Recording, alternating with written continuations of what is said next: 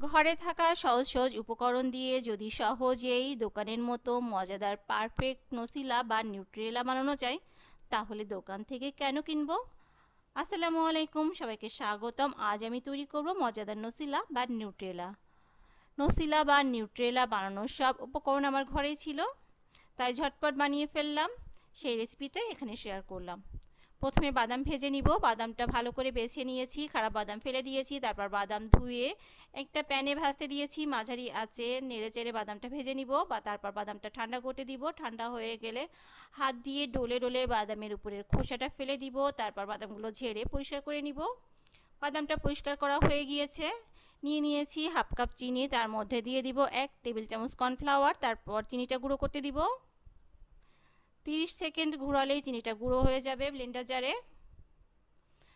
তারপর চিনিটা একটা পাত্রে ঢেলে রাখবো। তারপর ওই জারে দিয়ে দিব 1 কাপ বাদাম। বাদামটা 30 সেকেন্ড ঘুরিয়ে নিব ব্লেন্ডার জারে।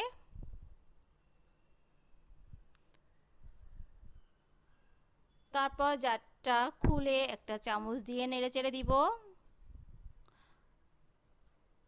বাদামটা আঠালো হয়ে গিয়েছে গুঁড়ো হয়ে।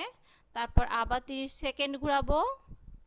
এবার এর মধ্যে দিয়ে দিব 1 টেবিল চামচ বাটার। তারপর আবার 30 সেকেন্ড ঘোরাবো। এই ব্লেন্ডার জারটা ছোট হয়ে গিয়েছে, তাই এটা চেঞ্জ করে নিব। তার এর সব উপকরণ আরেকটা জারে ঢেলে নিয়েছি। তারপর দিয়ে দিয়েছি 2 টেবিল চামচ বাটার ও 2 টেবিল চামচ সয়াবিন তেল। এখানে আমি 3 টেবিল চামচ বাটার ও 1/3 কাপ সয়াবিন তেল ব্যবহার করেছি। একটু ঘুরিয়ে নিয়ে এর মধ্যে আমি চিনির মিশ্রণটা দিয়ে দিয়েছি, গুঁড়ো চিনিটা দিয়ে দিয়েছি।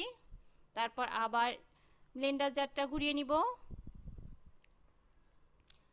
তারপর একটা চামচ দিয়ে নেড়ে চেড়ে আর একটু তেল দিয়ে দিব।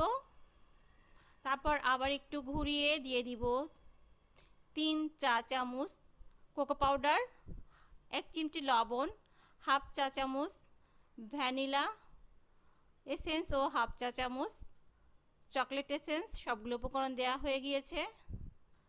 ব্লেন্ডার জারটা ঘুরিয়ে নিলেই হয়ে যাবে মজাদার নসিলা বা নিউট্রেলা।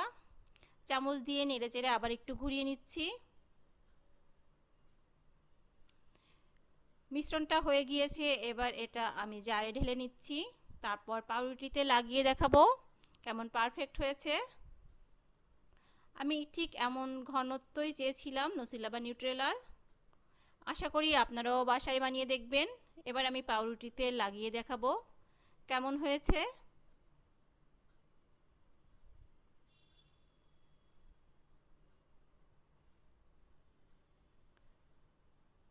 ব্লেন্ডার জার থেকে ঢালার পরই সঙ্গে সঙ্গে একটা পাউরুটিতে লাগিয়ে দেখাচ্ছি। খুব মজার হয়েছে। তারপর সারা রাত ফ্রিজে রাখার পর এটা কেমন হয়েছে এর ঘনত্বটা সেটা দেখাচ্ছি। ঠিক দোকানেরটা যেমন ঘন থাকে সারা রাত ফ্রিজে রাখার পর, ঠিক তেমনই ঘন হয়েছে। আশা করি আপনারাও এভাবে বানিয়ে দেখবেন। সবাইকে ধন্যবাদ আমার ভিডিওটা এতক্ষণ দেখার জন্য এবং আমার সঙ্গে থাকার জন্য।